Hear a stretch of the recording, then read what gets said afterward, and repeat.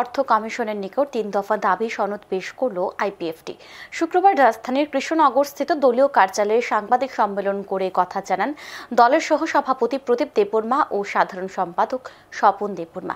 সাংবাদিক সম্মেলনে আইপিএফটির রাজ্য সম্পাদক স্বপন দেববর্মা বলেন, সংবিধানের ১২৫ নং ধারা সংশোধনী বিলের পাশাপাশি ত্রিপুরা স্বশাসিত জেলা পরিষদে রাজস্ব দপ্তরের মতো দপ্তর খোলার জন্য অর্থ কমিশনের কাছে দাবি জানানো হয়েছে। রাজস্ব দপ্তর থেকে পৃথক করে দুর্যোগ মোকাবেলার জন্য পৃথক একটি দপ্তর করার দাবি জানানো হয়েছে।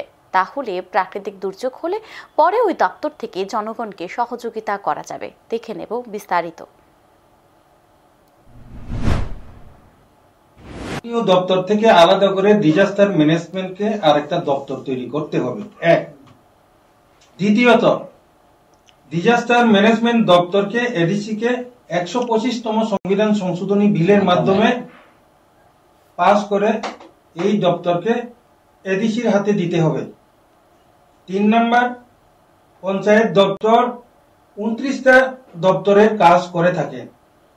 একজন পঞ্চায়েত সেক্রেটারি এবং জিআরএস কোনো দিন ২৯টা দপ্তরের কাজ এত বড় লোড নিতে অসম্ভব হিমশিম খাচ্ছে। এটা আমাদের যে অভিজ্ঞতা।